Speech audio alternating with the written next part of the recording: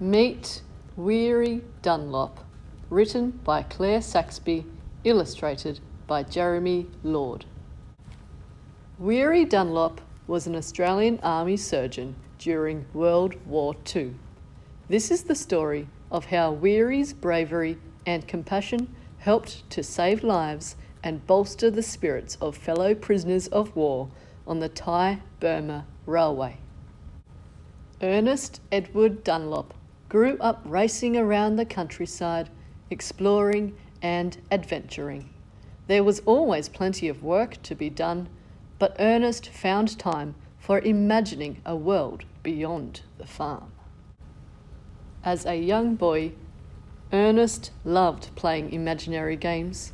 He liked to play cowboys and Indians and admired the soldiers who had previously gone to war for Australia. At school, Ernest loved playing sports. He played cricket and rugby league. At school, Ernest was up for any challenge. He completed 4 years of secondary school in 3, joined the cadets and played sport all year round. It was at university that Ernest was given his nickname, Dunlop, which meant tyres, which meant weary. Weary, the medical student, was also a larrikin and champion sportsman, boxing for Victoria and playing rugby for Australia. When World War II was declared in September 1939, Weary was working as a surgeon in London. Knowing his country would need surgeons, he immediately joined the Australian Army. He served in Egypt and Greece before he was transferred to Java, Indonesia, in early 1942, as the war in the Pacific worsened. The Japanese Empire were making very large moves to claim territory in the Pacific region. Weary was in charge of a military hospital when the Japanese army invaded. They fought the Allied forces, which was made up of the British, Australian and Dutch armies. After the Japanese won control of Java, the staff and patients became prisoners of war, or POWs. At the prisoner of war camps, Weary was put in command of the British and Australian prisoners. He ordered whatever food and medicine he could through the Japanese guards and sourced extra supplies from people in the Javanese community. Weary was tall and confident and very skilled, both as a surgeon and as a commanding officer. This helped him to negotiate with the Japanese guards. Even so, sometimes he lost his temper and was punished, but always he protected his men.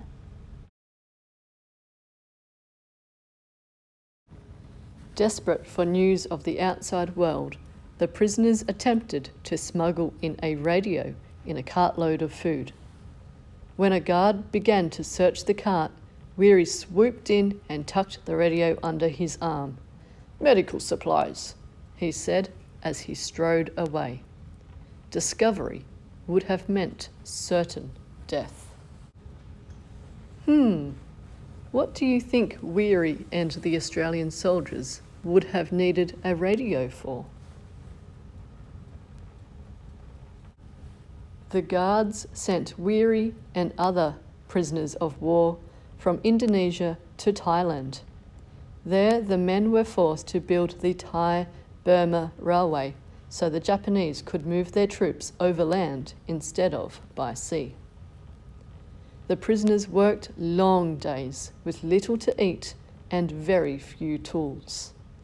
When guards threatened to provide full rations only to those who worked a full day, Weary argued that sick men needed more food, not less, if they were to get better. From October 1942 to October 1943, the Japanese army forced about 60,000 Allied prisoners of war, including 13,000 Australians and roughly 20,000 civilians, mostly Burmese and Malayans, to build a railway linking Thailand and Burma. The days were very long and the conditions were very, very poor. It was wet, it was cold, and these prisoners of war had no choice but to continue to build the railway each and every day. One dark night, Weary performed an emergency operation on a fellow prisoner. It was a difficult procedure in poor conditions, but it was successful. The Japanese audience was very impressed. "You, number one," said a soldier. Weary was under an immense amount of pressure to save the soldier's life and to impress the Japanese guards. Weary may have won the respect of some guards, but life at the railway camp kept getting worse. He constantly argued with the guards to keep the sick and injured safe until they were well enough to work.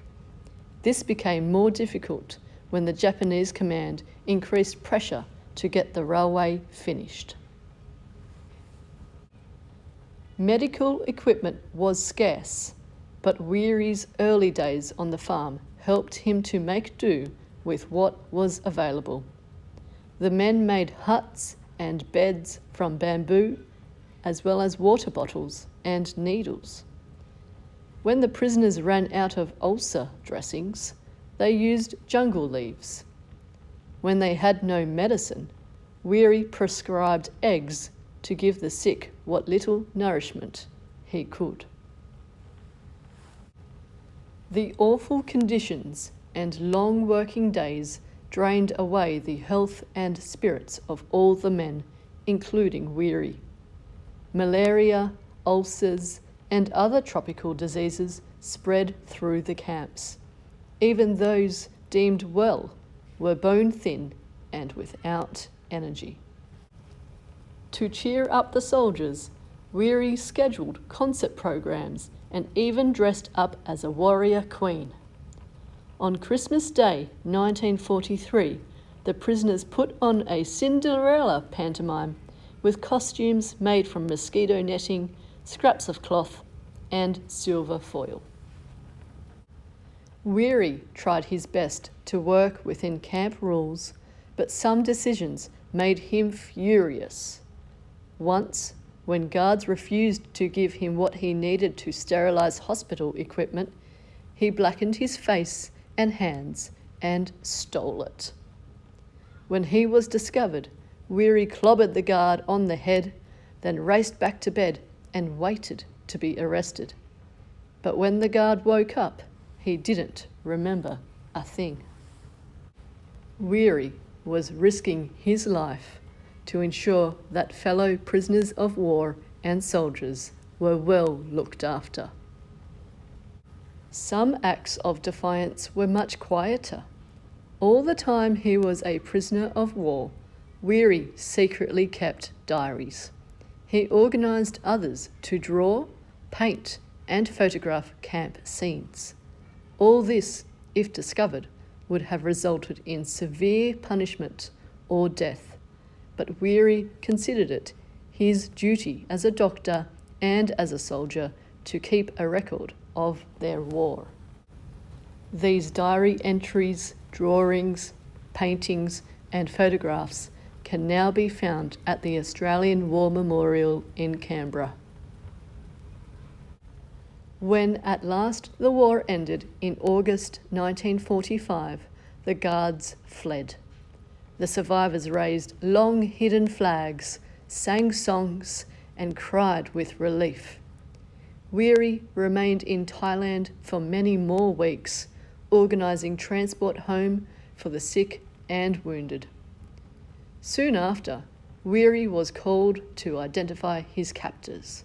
Although he condemned what they had done, he refused to continue to hate them. All men, he had learned, are equal in the face of suffering. The soldiers were ecstatic with joy and delighted that they were finally free to go home back to Australia. Finally, it was time to leave. Weary caught the last flight home to Australia. He had work to do, a life to live. And that was the story of Weary Dunlop, who was an Australian Army surgeon during World War II. This is the story of how Weary's bravery and compassion helped to save the lives and bolster the spirits of fellow prisoners of war on the Thai-Burma Railway.